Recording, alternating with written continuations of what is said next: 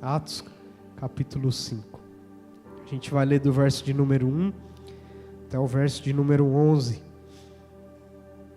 que diz assim: Entretanto, certo homem chamado Ananias, com sua mulher Safira, vendeu uma propriedade, mas em acordo com sua mulher reteve parte do preço, e levando o restante, depositou aos pés dos apóstolos. Então disse Pedro: Ananias, por que encheu Satanás teu coração para que mentisses ao Espírito Santo, reservando parte do valor do campo? Conservando porventura, não seria teu, e vendido não estaria em teu poder? Como, pois, assentasse no coração este desígnio? Não mentiste aos homens, mas a Deus. Ouvindo essas palavras, Ananias caiu e expirou, e sobrevindo grande temor a todos os ouvintes. Levantando-se os moços, cobriram-lhe o corpo, e levando-o sepultaram. Quase 3 horas depois entrou a mulher de Ananias, não sabendo o que ocorrera. Então Pedro, dirigindo-se a ela, perguntou-lhe: Dize-me, vendestes portanto aquela terra? E ela respondeu: Sim, portanto. Tornou-lhe Pedro: Por que entraste em acordo para tentar o Espírito do Senhor? Eis aí a porta aos pés dos que sepultaram teu marido, e eles também te levarão. No mesmo instante, caiu ela aos pés de Pedro e expirou.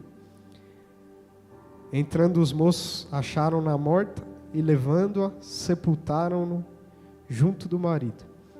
E sobreveio grande temor a toda a igreja e a todos quanto ouviram a notícia destes acontecimentos. Amém? Essa é a palavra do Senhor. Parece que a gente está num texto do Antigo Testamento, né? A gente não vê Deus se movendo dessa forma no Novo Testamento, mas no Antigo a gente vê inúmeras passagens, né? Que o Senhor possa ministrar a nossa vida aqui nessa manhã. Verso 1, capítulo 5, verso 1. Entretanto, certo homem chamado Ananias, com sua mulher Safira, vendeu uma propriedade.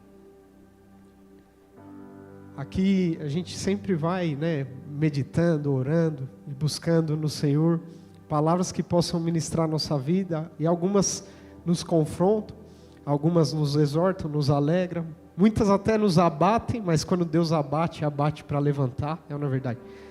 Muitas já nos levantam direto. Algumas de forma descontraída traz ensino prático para a nossa vida. E aqui já vai um ensino para os casados, né? Que é muito importante você entrar em acordo com a sua esposa antes de tomar uma decisão tão importante. Embora essa passagem ela vai trazer ensinos mais profundos do que este, mas é importante de uma forma descontraída a gente pensar sobre isso. Com o casal, se mova dessa forma, né? Em acordo, ainda que aqui a gente vai entender um acordo que não agradou o coração do Senhor, a gente vai entender o porquê, mas na vida entre marido e mulher é importante que a gente não ande com segredos e não tome decisões sem consultar o outro, até porque a partir do momento que a gente casa, a gente se torna uma só carne. Então talvez isso que eu estou falando aqui nessa manhã seja raso, seja superficial, mas meu irmão, salva muito casamento você se mover dessa forma, deixando a sua mulher a par das suas decisões, a mulher deixando o marido a par das decisões, e juntos, né, se mover em comum acordo. Como meu irmão protege casamento, como livra de discussões. Eu creio que o Espírito Santo já está falando nessa manhã, né? Mas é interessante, ele entrou, né, em acordo ali com a esposa e vendeu uma propriedade. Então tinha posse, tinha bem, tinha recurso. O verso 2, coloca o verso 2, vamos assim no verso a verso. O Espírito Santo tem liberdade aqui. Tem algo que Deus tem falado muito no meu coração, tem ministrado muito a minha vida sobre isso aí. Sem performance, só presença. É um título que eu conversando com alguns falaram, pô, isso é um bom título de livro. E eu sempre tive o desejo, né, de escrever o livro. Falei, quem sabe não saia algo nesse sentido aí, né? Pesquisei na internet, não tem nada assim. Então, quem sabe, ore por mim. Eu tenho o desejo mesmo de deixar, né? As palavras, muitas vezes, hoje em dia, com internet, YouTube, fica gravado, mas as palavras, né, elas se perdem no tempo. Aquilo que você deixa registrado perdura para gerações, né? Embora eu creia que a gente seja a geração aí do arrebatamento, né? Mas, ao mesmo tempo, a gente vive como se preparado para que, se fato for, a gente está pronto, mas vive como se não fosse. Porque se você viver pensando que é a geração do arrebatamento e parar aí, você já não construi nada para a próxima, não vai ter próxima geração, você é a última.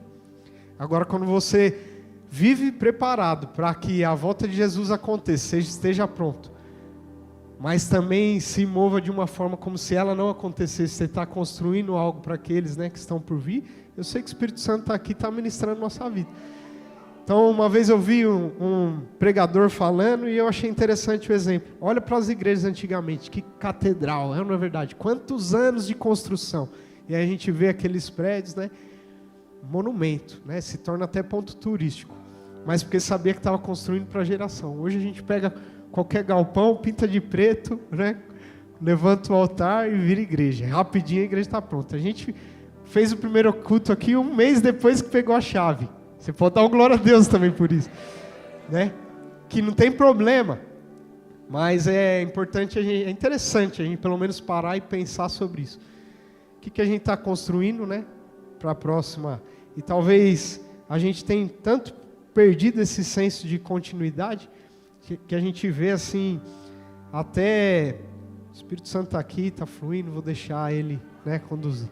Até a maneira como os pais têm tratado os filhos e como tem, né, existido um abismo, uma distância enorme, né?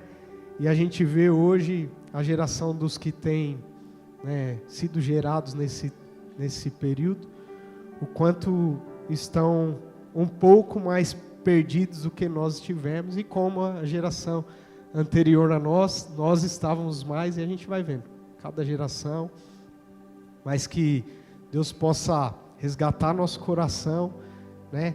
Esse senso de continuidade. Hoje a gente fala que não tem tempo para nada, não é verdade?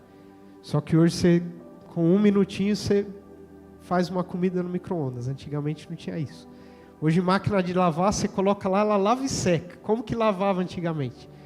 O que a gente fez com esse tempo que a tecnologia tem proporcionado para nós?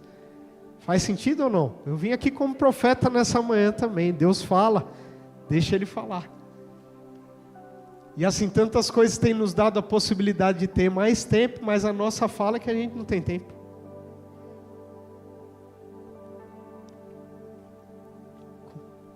Máquina de lavar esses dias quebrou lá em casa, né, amor? Quebrou a lavar, ela lava, ela só decidiu não secar. E aí, como que já nos deixou, né, em apuros. E aí a gente falando assim, você vê como que a gente dá valor, né? Sente falta é quando perde. E assim, são coisas que vêm para facilitar a nossa vida, mas também para que a gente possa ter tempo de qualidade, para sentar na mesa, ter um almoço, né? Um jantar com a família, conversa, olho no olho. Mas mesmo a tecnologia nos facilitando em tanto, a gente não tem tempo. Cada um come no seu quarto, com a sua TV ligada. É ou não é? Almoça com o celular na mão, conversa com os outros, nem olhando no olho mais. A não ser que você seja de outro planeta. Tem alguém que é do planeta Terra aqui nessa manhã. Toque você e vê se é de carne e osso. Ou eu vim pregar para anjo nessa manhã. Mas não é verdade? Agora a gente tem que cuidar. São valores que a gente vai perdendo geração após geração. E a gente às vezes pensa que é bobeira. Aquela cultura de pedir bênção para os mais velhos. E a gente pensa que é bobeira e deixa. Faz sentido ou não? O Espírito Santo está falando nessa manhã. E a gente vai caminhando distraído demais. As facilidades são tanto que a gente já não precisa mais pensar. Você sai de um ponto A para ir no ponto B, você não precisa pensar mais na trajetória que você vai fazer. Você liga o GPS, ele te guia. Você nem mais precisa reparar no caminho, guardar o prédio da esquina vermelho ali que eu viro à esquerda. Não, você não precisa mais nada disso. O GPS te leva lá. E com isso a gente vai raciocinando menos. Aí você para ler um livro hoje e percebe que você tem que ler 10 vezes a mesma página. Tem alguém que tem passado por isso? Não precisa levantar a mão, não. É a geração que a gente está vivendo hoje. Agora, o porquê que eu entrei nisso, eu não sei. Vamos voltar. Vai fazer sentido lá na frente. Então tá lá, em acordo com a sua mulher. Fica um ensino já simples, mas poderoso. Você, marido, ande em acordo com sua mulher. Você, esposa, ande em acordo com seu marido. É lógico que a gente sabe o contexto da história, vai nos ensinar outras coisas. Mas como é importante a gente se mover dessa forma. Reteve parte do preço. E levando o restante, depositou aos pés dos apóstolos. Aí põe o verso 3.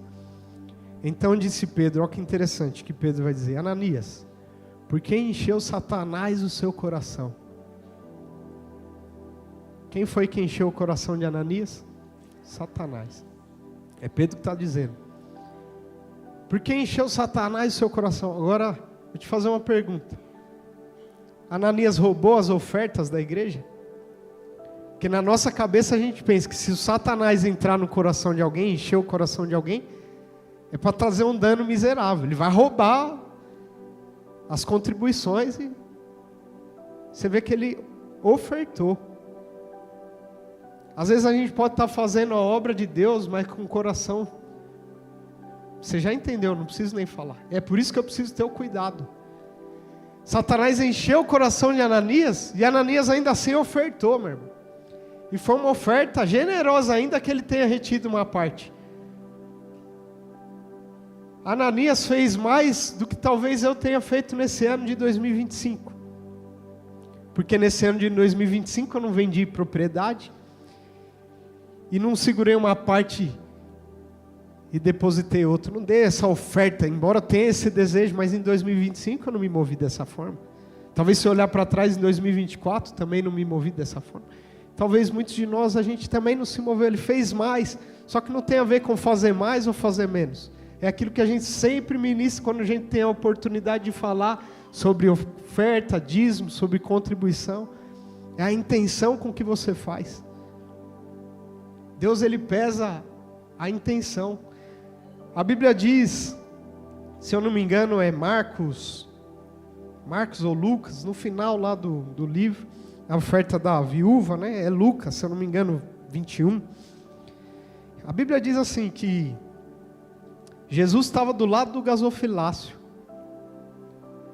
Ele estava do lado do gasofilácio, o lugar onde as pessoas iam contribuir, né, levar suas ofertas. Jesus estava ali, do lado do gasofilácio. E o texto diz assim, que ele observava, vamos ver se é bom de Bíblia. Ele observava a quantia, era isso que a Bíblia falava? A Bíblia falava assim, que ele observava a maneira como as pessoas ofertavam. O modo, se puder achar esse, não sei se está lá, se está aqui, eu faço confusão, está aí. Se puder achar esse versículo aí, Lucas 21, se eu não me engano. É muito bom quando você vê na Bíblia, é isso.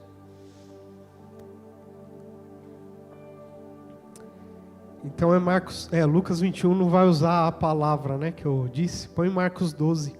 Pode pôr Marcos 12.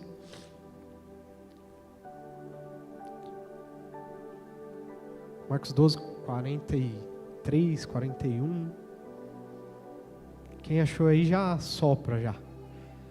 Põe o próximo. Vim porém uma viúva. Não, é o 41. Perdão, volta. Vamos ver rapidinho aqui. Aqui. Assentado diante do gasofilácio, observava Jesus como. Essa palavra aí, como no original, né, é a maneira, né? Como, o modo, a maneira. Como o povo lançava ali o dinheiro. estava preocupado. Ele não estava observando a quantia do dinheiro, que moeda que era, se era real, se era dólar, se era euro. Você toma posse aí do dólar, do euro? Não era isso que ele observava. É a maneira. É o que Deus ele quer trabalhar no nosso coração. Que às vezes a gente pode estar fazendo uma oferta generosa. A gente pode voltar lá em Atos 5.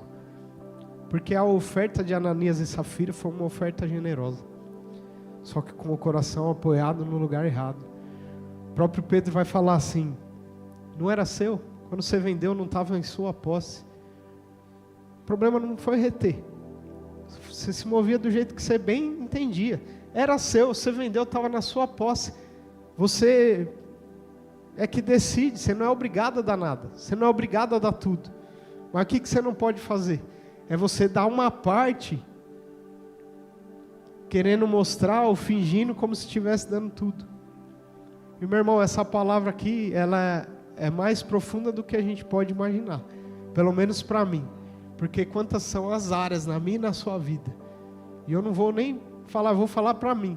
Que talvez eu não me mova retendo uma parte, mas querendo mostrar que estou fazendo tudo que eu posso. Será que eu vim pregar para humanos nessa manhã? Não? Se eu estou mais devagar do que o normal, meu irmão, me perdoa, essa noite eu não dormi. Mas eu aconselho, ser pai é bênção, pode ir. Brincadeira, o Samuel não teve culpa hoje. A maneira, o modo. Anterior, o texto começa assim lá no verso 1. Entretanto.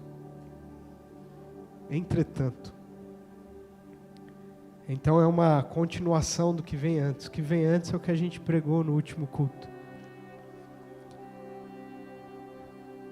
E a gente viu o Barnabé, que a Bíblia faz questão de frisar lá, um levita. E a gente sabe que levita não tinha direito à posse. Embora ele era da região de Chipre, e essa cultura, essa regra, ela não se aplicava a ele. Mas ele era um levita, ou seja, o levita ele não tinha direito à herança, à posse de terreno, não tinha direito. Ele poderia conquistar, mas receber a herança, ou seja, algo que a linhagem dele desfrutou, mas que não era problema, para eles era uma bênção. Porque para eles, para os levitas, a herança não era a terra. Deus fez dessa forma a distribuição da terra ali entre as tribos, e para os levitas ele não deu terra como herança, porque ele falou: eu sou a herança de vocês. E Deus nos chamou para que a gente possa se mover dessa forma sobre a face da terra, de homens e mulheres que a sua herança não está em nada aqui material, que você pode agarrar, embora seja bom,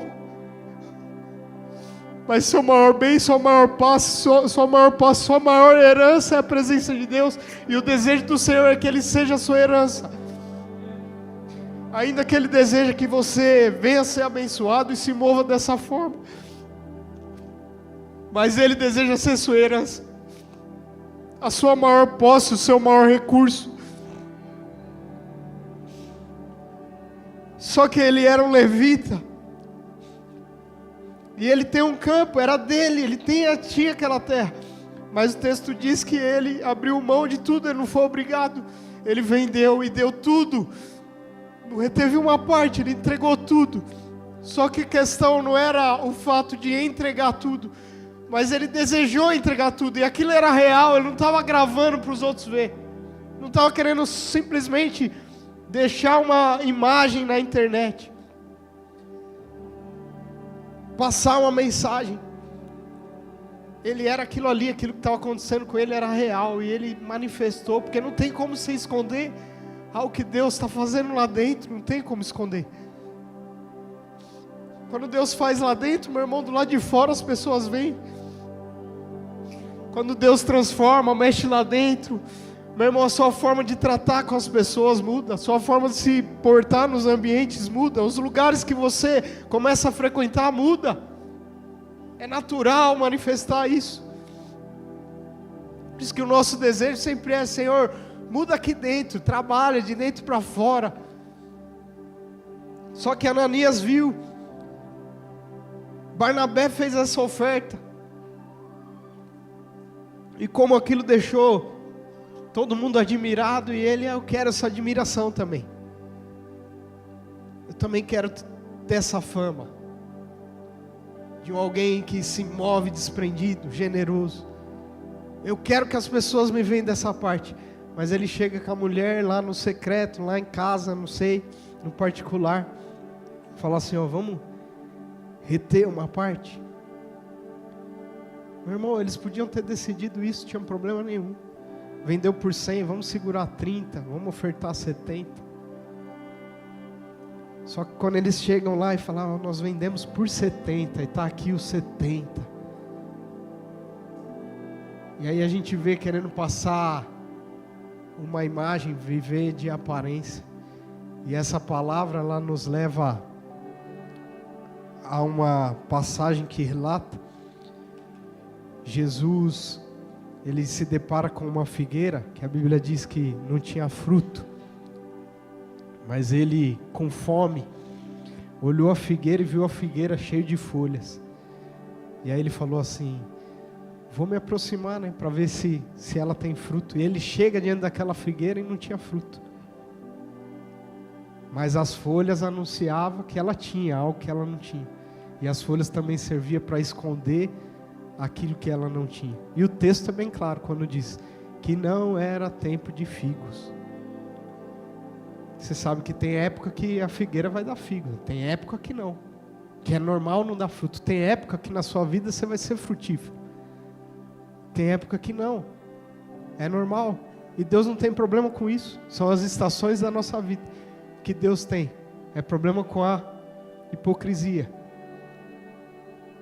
com a sinceridade, com a honestidade. Senhor, eu estou num tempo infrutífero da minha vida, tenho tentado, mas não tenho conseguido produzir. Mas seja sincero, seja honesto diante de Deus. Não vai para a internet querendo anunciar fruto que você não tem. O texto é bem claro que não era tempo de figos. E Jesus chega, não vê figo, ele amaldiçoa aquela figueira: nunca mais saia fruto de ti. E eles passam no dia seguinte por aquele mesmo ambiente, aquele mesmo lugar, e a figueira havia se secado por inteiro. Então Jesus libera ali uma palavra de condenação sobre aquela figueira, por não ter figo em tempo que não era tempo de figo, mas porque se encheu de folha para querer mostrar algo que não era verdade. Muitas vezes a gente se move dessa forma, e a nossa oração, porque nós dependemos do Espírito Santo, nós precisamos do Espírito Santo, é de ser um homem piedoso, sendo de fato piedoso. Não ter aparência de piedoso e por trás se mover de outra forma. É ser alguém honesto, quando de fato é honesto. Se mover sem máscaras. Deus não chama homens perfeitos, mulheres perfeitas, mas chama homens reais. Ele quer usar anjos, embora Ele usa, mas nessa terra Ele quer usar homens. Os anjos poderiam se mover sem falhas aqui. Nós temos falhas, só que Deus quer nos usar. Não fica olhando para o seu defeito, para a sua falha, para o seu erro, se limitando e parando nisso, e muitas vezes se comparando e querendo ser algo, mostrar ser alguém que você não é. Não, Deus te chamou com suas limitações, Deus te chamou no meio dos seus desafios, e Ele quer falar: eu quero ser Deus no meio disso. Eu quero te mostrar que você não precisa ser alguém habilidoso, você precisa ser alguém cheio do Espírito Santo. Você não precisa ser uma mulher habilidosa, você precisa ser uma mulher cheia do Espírito Santo. Deus ama usar homens e mulheres reais. Que a nossa postura, o nosso gesto, nossa maneira de se portar, de se mover, revele aquilo que verdadeiramente nós somos, o que o Espírito Santo verdadeiramente está fazendo na nossa vida. Não queira ser algo que você ainda não é. Ainda que você deseja ser, mas seja sincero.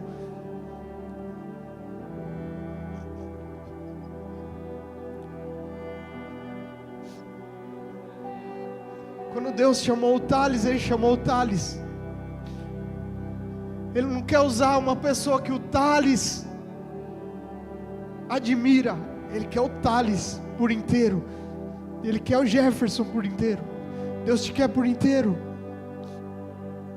Ainda que o seu inteiro seja menos do que aqueles que vieram antes de você, não importa, Ele quer você por inteiro. Chega de ter metade de nós. Chega de ter só uma parte de nós. Deus, em relação a você, Ele entregou tudo. E o que Ele espera de você, você se move dessa forma. Ah, mas como seria entregar? Deixa eu te falar uma coisa. Se Ananias e Safira falam assim, a gente sabe da nossa realidade, vamos segurar 30 aqui e entregar 70.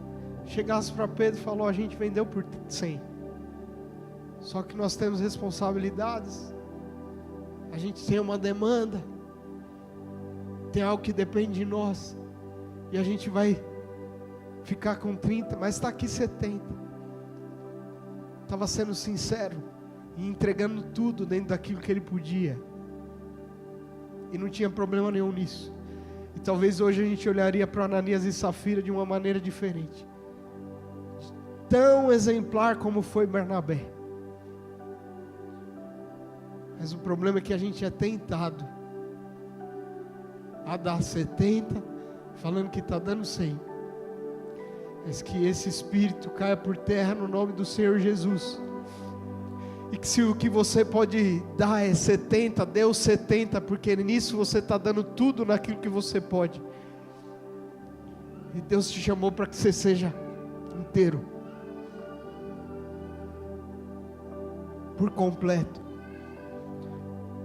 Deus deseja ter tudo de você. Jesus deseja ter tudo de você. Esse texto também é um texto que vai nos ensinar sobre como o Espírito Santo é uma pessoa.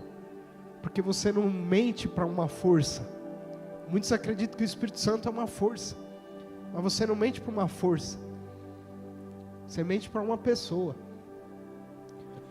E aí quando ele mente, né, ele está mentindo a Pedro. Mas o que Pedro diz assim, ó, por que encheu Satanás seu coração para que mentisse ao Espírito Santo?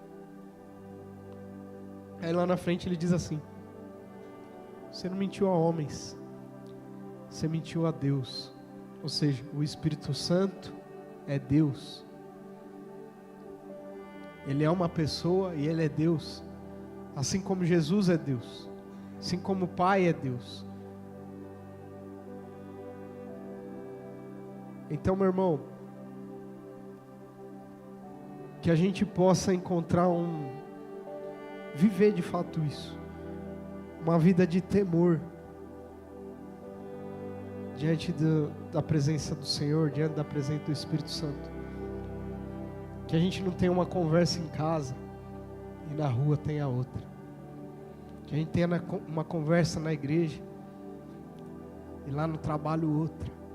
Porque é isso também que o texto nos ensina. Conversa daquele casal não batia nos dois ambientes. Em casa eles tinham uma conversa, mas lá no templo era outra. Muitas vezes a gente é tentado a se mover assim, muitas vezes dá o lugar para se mover dessa forma.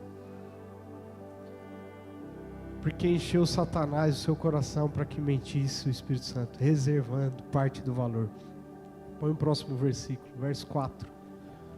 Conservando porventura não seria teu, e vendido não estaria em seu poder, como pois assentaste no coração esse desígnio.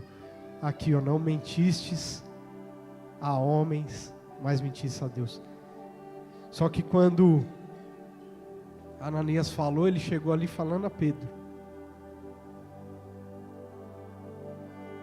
E saiba disso. Sempre que você está mentindo para homens, está mentindo para Deus. E eu vou te falar uma coisa. Tem mentiras que, se a gente não cuidar, elas fazem parte da nossa vida. E a gente nem percebe. Sabe quando alguém liga para você e fala assim, tá chegando? Você acabou de sair do banho? Não, já estou chegando. Eu já fiz isso. Será que tem alguém que já fez? Não, já saí, nem colocou o sapato ainda. E a gente pensa que para algumas coisas Deus passa um pano. Não, Deus te quer por inteiro, até nesses detalhes. Seja sincero, seja verdadeiro. Não tem problema. Tem um pastor que é um grande homem de Deus, né? Pastor Cash Luna, que ele conta uma experiência. Não sei quantos conhecem aqui, só para eu saber. Um pastor, se eu não me engano, é Guatemala, né?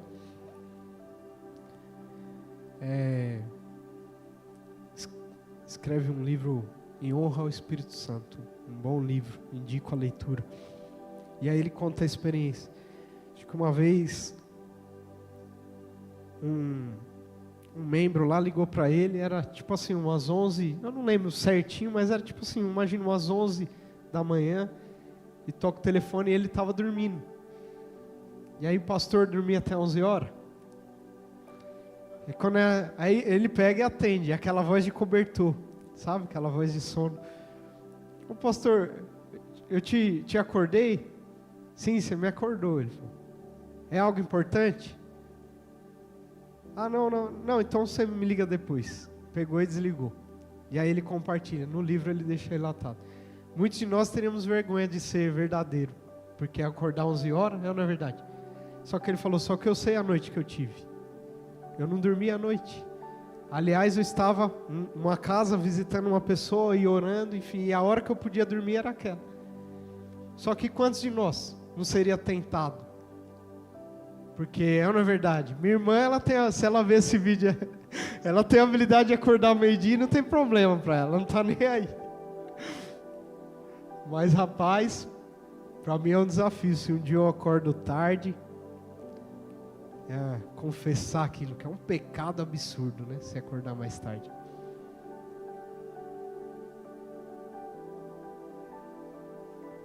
Só que Deus quer que você seja sincero, seja honesto, seja verdadeiro, até nas coisas mais simples, sim, até nas coisas mais simples. Porque Ele quer tudo que você pode entregar para Ele, Ele quer o seu melhor. E você pode ter certeza que o seu melhor não é acordar às 5 da manhã e correr, fazer um triatlo. É bonito a gente ver, o seu melhor é se você acordou 10, fala que você acordou 10. Faz sentido ou não? Vim pregar para alguém aqui nessa manhã. Você seja sincero. Deus não tem problema com a honestidade, com a sinceridade. Deus não tem problema com a verdade. Tem problema com a mentira, com aquilo que a gente maqueia, sabe? A imagem que a gente quer passar quando ela não é verdadeira. E é isso que Ele quer lapidar. Ananias e Safira nos traz esse ensino. Que possa ser ensino para alguma área da sua vida, pelo menos. Mas que talvez você se vê se movendo. Talvez tem áreas que você entrega tudo. Só que tem áreas que você se move de uma maneira diferente. E Deus está falando, eu desejo essa área aí também. Um tempo atrás a gente pôde ministrar sobre uma passagem que fala muito no meu coração. O homem da mão mirrada, né? E como Jesus está ali no templo, aquele homem está no canto. E aí Jesus vai fazer um milagre ali naquele momento. Ele chama o homem para o meio, era dia de sábado. O homem vem no meio e Jesus fala assim, estende a mão.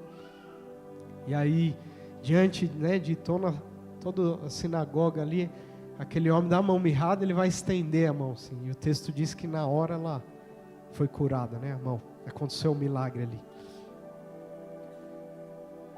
Instantaneamente. E dentre muitos ensinos que esse texto traz para mim, o que mais me pega é que Jesus não falou qual mão que Ele deveria estender. Ele só falou, estende a mão. Muitas vezes a gente não é curado porque a gente esconde nossa parte ruim, quer mostrar a boa. Só que Jesus está atrás de homens e mulheres que confiam mais na presença dele do que qualquer outro. Mais do que as pessoas vão falar, pensar, da vergonha que eu vou sentir, seja você. Se você tem uma mão mirrada, mostra, porque ele quer curar ela nessa manhã. E aí ele fala assim, estende a mão. E aquele homem que estava no canto, a Bíblia não usa as palavras à toa. Aquele homem estava no canto, justamente porque talvez aquela deficiência dele traria vergonha de alguma forma. Mas Jesus antes traz ele para o meio, que é para todo mundo ver. E talvez você está nesse momento, que muitas vezes você quer que Deus te traga para o meio quando Ele já te curou. Porque é ruim Ele te botar no meio enquanto você ainda está limitado no meio do seu desafio. Só que Deus está falando, não, vem para o meio, porque eu quero fazer na sua vida é para todo mundo ver. Eu não vou fazer para te trazer, não. Vem, porque eu vou fazer porque você veio. E Deus está chamando alguns dessa manhã, e Ele está falando, não olhe para as suas limitações. Porque Moisés pôde enumerar inúmeros argumentos para não fazer aquilo que Deus chamava ele para fazer. Só que ele falou e deixou bem claro, não só para Moisés como para mim, o que importa não é o mensageiro, o que importa é a mensagem. E você vai ser um portador da mensagem, ainda com sua deficiência, ainda com seu desafio, ainda com tudo aquilo que pode se levantar contra você. Abrace aquilo que Deus está dizendo, abrace o chamado de Deus para a sua vida e se mova em direção a isso.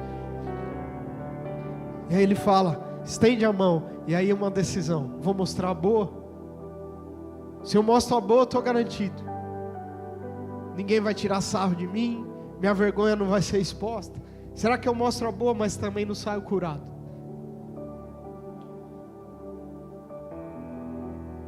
Não é possível, não vim pregar para ninguém nessa manhã. Não é possível, porque eu sozinho no meu quarto estava fazendo mais barulho do que essa igreja inteira, meu irmão, quando Deus ministrou isso na minha vida.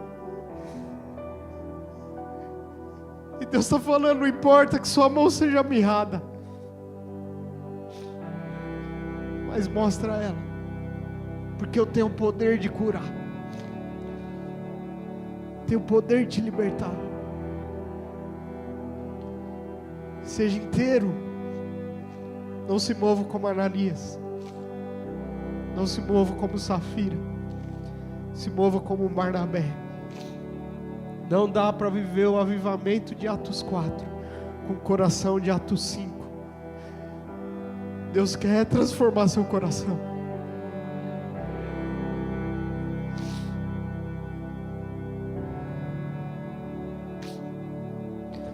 Meu coração ainda precisa ser transformado em tantas áreas. Tantas áreas. Só que mesmo anos e anos depois, eu dobro os meus joelhos diante do mesmo Deus, porque eu sei que é Ele que pode transformar. Não fico olhando porque está liderando uma igreja, é pastor que é santo, perfeito. Não, meu irmão, santo só sou por conta da graça e da obra de Jesus sobre a minha vida. Mas mesmo hoje, no lugar onde eu estou, que é só pela graça de Deus, mas eu ainda me prostro os joelhos da mesma forma como antes. Eu não era nada disso. E o meu coração é o mesmo hoje do que antes. Eu só desejo uma coisa: a obra genuína, a transformação real e verdadeira. E a gente está aqui amanhã de ceia aí. E eu achei que eu tinha tempo de sobra. E eu vou te falar uma coisa: nem precisava fazer nada disso, porque eu já pedi perdão e já foi resolvido. Mas esse irmão aqui que está tocando no teclado, eu falei algumas coisas para ele que ele não gostou. Com certeza ofendi ele de alguma forma. E eu pedi perdão para ele. Mas eu quero diante da igreja te pedir perdão, Robson, e falar que eu te amo. Você sabe disso, eu te amo. Eu sou falho, mas eu vou ser real, eu vou ser verdadeiro, nunca vou esconder, porque eu sou humano. Eu ainda não tenho asa, não tenho auréola sobre minha cabeça, eu não saio voando por aí, Eu sou um homem que vou errar com a minha esposa, que vou errar com os meus irmãos, que vou errar com os meus liderados. Só que os meus joelhos continuam se dobrando diante de um Deus misericordioso e gracioso, que tem o poder de fazer a obra por completo. E se você talvez está sentado nessa cadeira e eu já te feri de alguma forma, talvez eu não tenha conhecimento disso, te peço perdão. Eu estou aqui para servir vocês. Para servir vocês. Com as minhas limitações. Sou limitado. Eu sou limitado, tenho as falhas. Muitas vezes as pessoas querem ter tempo comigo e nem eu tenho conseguido ter. Mas independente disso, estou aqui para amar e amo todos vocês. Estou aqui para servir vocês. Sempre servi a igreja com tudo, o melhor que eu pude. E eu reconheço que hoje o melhor que eu posso fazer não é o melhor que eu pude fazer antes. Mas é uma fase. Tem os desafios, pai aí de primeira viagem, tantas são as situações, meu. Depende de vocês também. Mas eu quero ver cada um de vocês cumprindo o chamado de vocês. Rompendo, crescendo, indo além dentro daquilo que Deus chamou cada um de vocês. A gente não está aqui para levantar a placa de Lagoinha Santana, nem o nome de pastor Hugo Meireles, não. A gente está aqui como igreja de Cristo para fazer a obra do Senhor, se mover dentro da vontade dEle. Esse é o desejo do nosso coração, e que a gente se mova sem reservas uns com os outros, sendo verdadeiros, sendo sinceros, sendo honestos, não tendo dentro da igreja uma fala e nos corredores outra.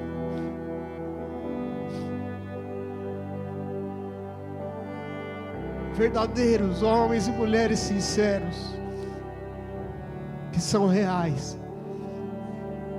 que não escondem uma parte, mas que mostram.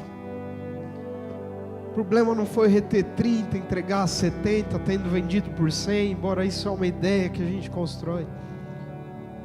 Fica fácil de ilustrar. Foi falar que os 70 era tudo, e que não existia 30. Não estava retendo nada. Que essa palavra fique no seu coração. Não vou me estender mais.